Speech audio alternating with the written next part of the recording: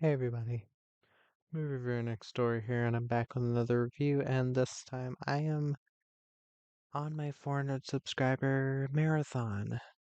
So, before I go on with the first in this dreadful series of movies, I want to thank everyone who made this possible. I am so glad that I am developing a group of people that I can tell my true opinions on movies, my true unfiltered, unbiased opinion on films. And yeah, I am very happy to have that. So now, I'm not gonna say y'all forced me to do this because nobody wants me to do this. Maybe some people do. Who knows? I am doing a Birdemic series. Yes, I bought this with my own money. Wings of Disaster, the Birdemic trilogy, put out by Intervision and Severin because one of these is released by Severin. This is the only Severin or Intervision box that I have. Um, I was curious about the special features. For the most part, the special features are commentaries, which maybe someday I'll look through them, maybe not. We'll see.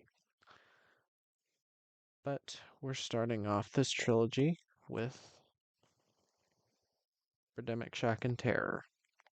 This is a 2010 romance romance horror film, and it stars Alan Baugh, Whitney Moore, uh, Janae Castor, Colton Osborne, and Patsy Van Ettinger. In this film, a platoon of eagles and vultures attack the residents of a small town. Many people die. It's not known what caused the flying menace to attack. Two people manage to fight back, but will they survive Birdemic? So, what did I think of Birdemic Shock and Terror? Well, it's not a good movie. Sorry to say that a movie called Birdemic isn't a good movie. If anybody knows this film, they probably know that it's very well known as one of the worst movies of all time. Can I say this is one of the worst movies I've ever seen personally? No. Is it good? No. I don't think it's good. But I can at least tell that the director isn't fucking around with this movie. He thought that he was making something very thought-provoking, effective as a horror film. I don't know if he's trolling. That's the thing. Whenever you see interviews with this director, it's fucking impossible to tell. But I think that's part of the charm. But I'll get to that once I get through the cast. Alan Bach plays Rod. He's a software salesman. He is insanely wooden, hence my nickname for him, Wooden Rod. Um, an entire charisma vacuum. Uh, he constantly flubs his lines. There's multiple parts where he says the word solar panels and he says solpal. Like, what does he mean? And just constantly, like, it's like, do another fucking take, dude. He sounds drunk a lot of the time. But yeah. Whitney Moore plays Natalie. She's a model. Her and Rod hit it off. I, th- I recognized her because I had seen her in another film. She had a small part in a film called Satanic Panic, which is a very enjoyable, I thought, horror comedy.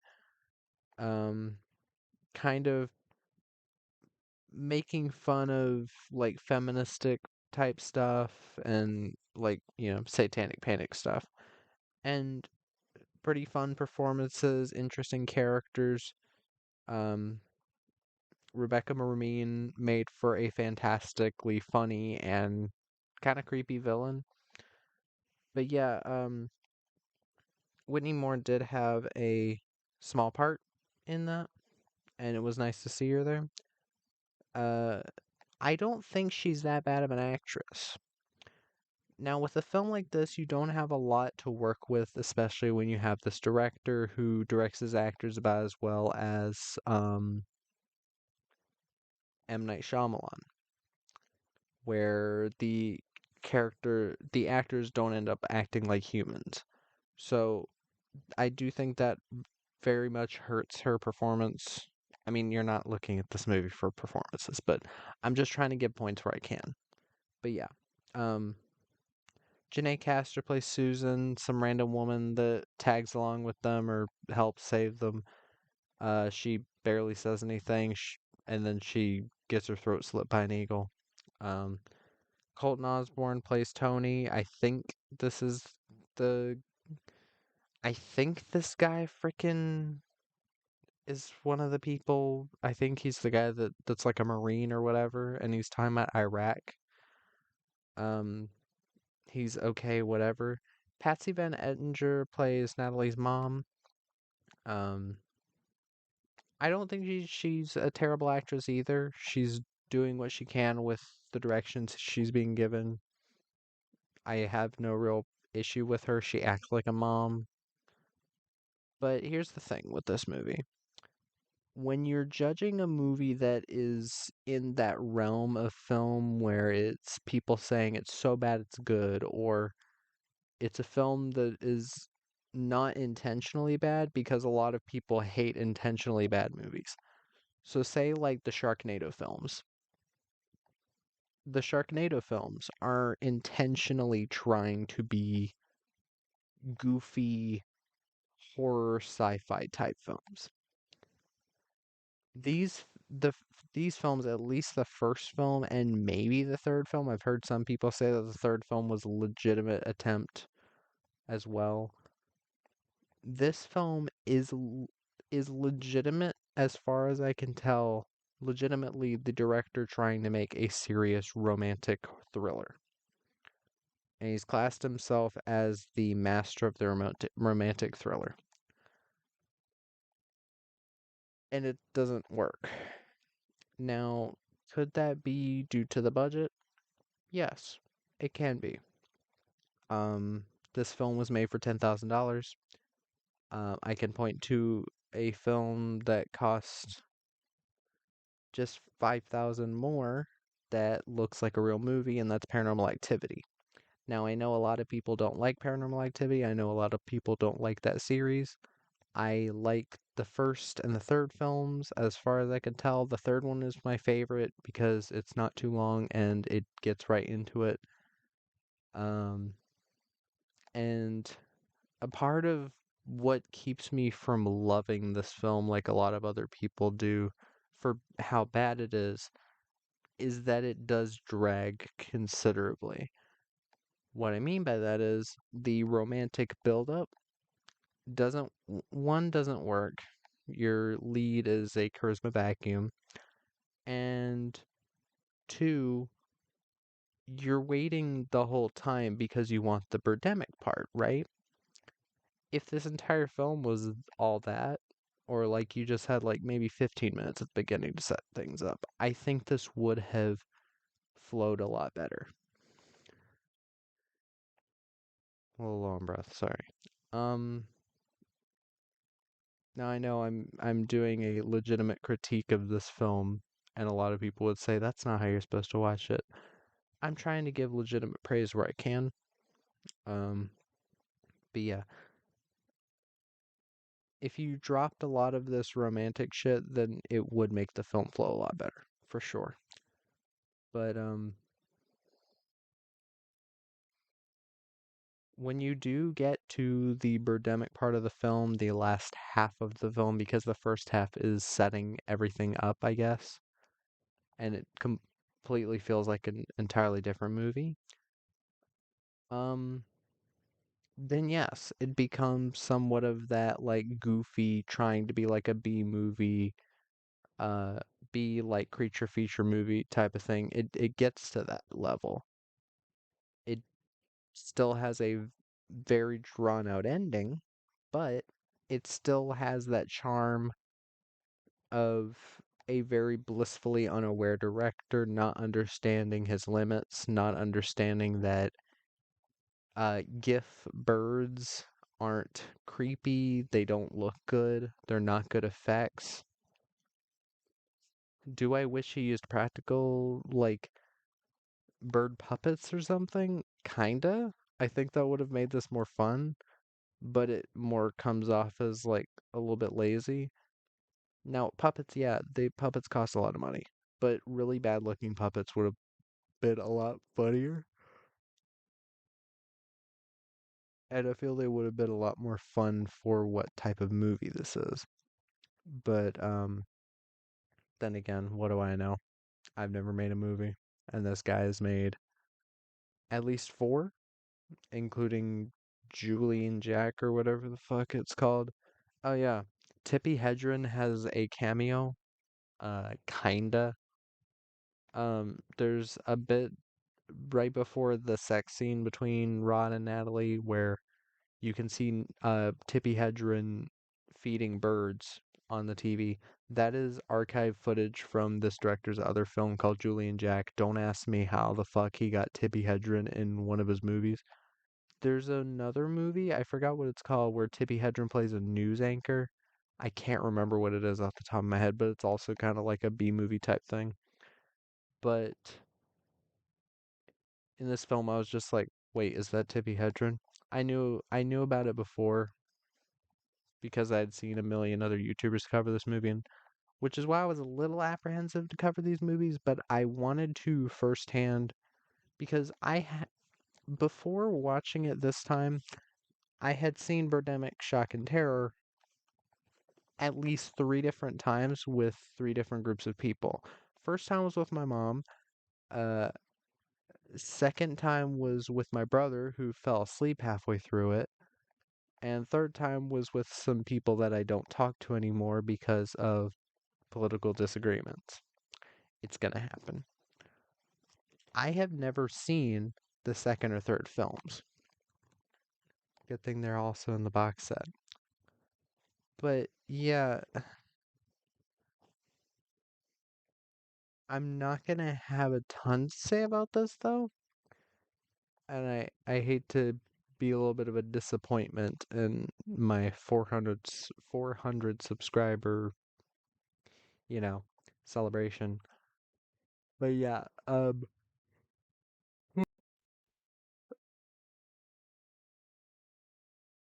here's the thing. No one is legitimately going to say this is a great movie. And I hate to say objectively. Objectively, this film does not hit the mark of a creature feature. Yes, is there gore? Yes, there's some gore. There's some okay looking throat slits. There's some okay looking eye gouges. So this does better than quite a few like 80s horror movies where literally the I've seen like 80s horror movies where like all the deaths are in the dark and you never get to see them. Like what's the point of a slasher if you're not going to show the kill? Um a la multiple Friday the 13th movies that the ratings board just didn't care for. So basically, all of the death scenes got cut out. Can we please get Friday the 13th Part 2 uncensored? Please? Please? Please, please, please. And the rest of them for that matter. But also Nightmare on Elm Street needs a box set. But with this film, what you're looking for is the Birdemic. Does it deliver on that? Sure.